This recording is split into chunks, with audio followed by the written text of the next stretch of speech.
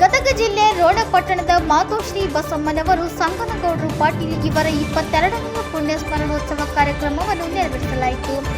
ರೋಣ ಪಟ್ಟಣದ ರಾಜೀವ್ ಗಾಂಧಿ ಶಿಕ್ಷಣ ಸಂಸ್ಥೆ ಆವರಣದಲ್ಲಿ ಪುಣ್ಯ ರಾಗಣಿ ಕಾರ್ಯಕ್ರಮವನ್ನು ನೆರವೇರಿಸಿದರು.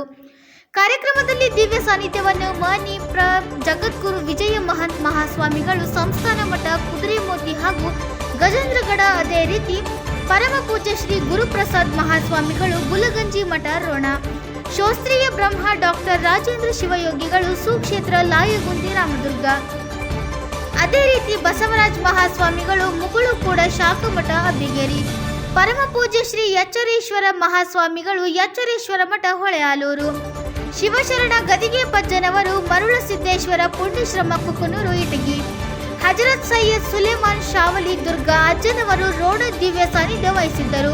ಕಾರ್ಯಕ್ರಮದ ಅಧ್ಯಕ್ಷತೆಯನ್ನು ಶ್ರೀ ಆರ್.ಎಸ್. ಪಾಟೀಲ್ ಮಾಜಿ ಸಂಸದರು ಬಾಗಲಕೋಟೆ ಇವರ ಅಧ್ಯಕ್ಷತೆ ವಹಿಸಿದ್ದರು.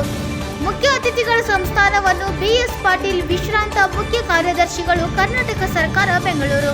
ಅದೇ ರೀತಿ ಶಾಸಕರಾದ ಸನ್ಮಾನ್ಯ ಶ್ರೀ ಜಿ.ಎಸ್. ಪಾಟೀಲ್, ಹುನಗುಂದ ಮತಕ್ಷೇತ್ರದ ಮಾಜಿ ಶಾಸಕರಾದ ಶ್ರೀ ದೊಡ್ಡನಗೌಡ ಪಾಟೀಲ್, ನರಗುಂದ ಮತಕ್ಷೇತ್ರದ ಮಾಜಿ ಶಾಸಕರಾದ ಬಿ.ಆರ್. ಯಾವಗಲ್, ಶಿರಹಟ್ಟಿಯ ಮಾಜಿ ಶಾಸಕರಾದ ಶ್ರೀ ರಾಮಕೃಷ್ಣ ದೊಡ್ಡಮನಿ, ಟಿ. ಈಶ್ವರ್, ಮಾಜಿ ಅಧ್ಯಕ್ಷರು, ಅರಣ್ಯ ಅಭಿವೃದ್ಧಿ ನಿಗಮ ಕರ್ನಾಟಕ ರಾಜ್ಯ.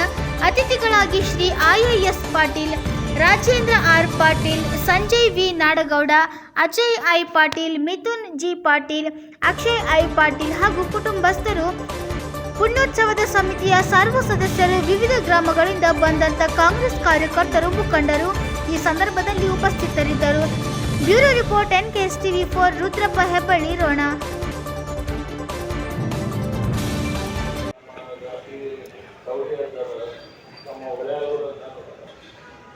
ಇವರೆಲ್ಲ ನಮ್ಮ ಬಸವರಾಜ್ ಬುದ್ಧರು ಎಲ್ಲರೂ ಇವರೆಲ್ಲ ನೀವು ಹೆಂಗೆ ಬಂದಿರಲ್ಲ 3-4 ಸಾವಿರ ಪಾದಯಾತ್ರೆಗೆ ಇವರು ಎಲ್ಲ ಮಾನ್ಯರಾಗಿ ಬಂದು ಪಾದಯಾತ್ರೆ ಮಾಡಬೇಕು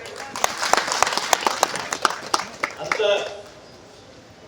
ಯಾಕಂದ್ರೆ ಇವ್ರೇನು ಜಿ.ಎಸ್. ಪಾಟೀಲ್ಗೆ ಸಿದ್ಧತ್ರ ಅಲ್ಲಿವರು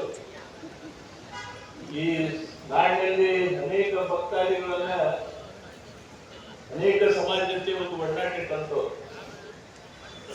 ಮುಂದಿದ್ರ ಪರಿಣಾಮ ಏನಾಗಬೇಕು ಅನ್ನೋರು ಯಾರು ಚಿಂತೆ ಮಾಡಿಲ್ಲ. ನಾವು ಬಂದು ನಿಮ್ಮ ಮನದಾಳನ್ನ ಬಹಿರಂಗಪಡಿಸಿದಂತ ಎಲ್ಲ ಪೂಜ್ಯರು ಮತ್ತು ಇವೆಲ್ಲ ಧೀಮಂತ ವ್ಯಕ್ತಿಗಳು, ಇವತ್ತು ನಿಮ್ಗೆಷ್ಟು ನಿಮ್ ಬಗ್ಗೆ ನಾವು ಎಷ್ಟು ಹೇಳಿದ್ರು ಕಡಿಮೆ. ಈ ಸತ್ಯ ಒಂದು ಬಹಳ ವಿಚಿತ್ರವಾಗಿ ನೀವೆಲ್ಲ ಎಷ್ಟು ನಿಮ್ ಮಾಡಿನೋ ಬಿಟ್ಟಿನೋ ಎಲ್ಲ ಭಗವಂತ ಮಾಡ್ತಿದ್ರಿ. ಆದ್ರೆ ನಿಮ್ಮಲ್ಲಿ ಇರ್ತಕ್ಕಂಥ ಪ್ರೀತಿ, ವಿಶ್ವಾಸ, ಅವು ಹೋರಾಟದ ಕಿಚ್ಚು.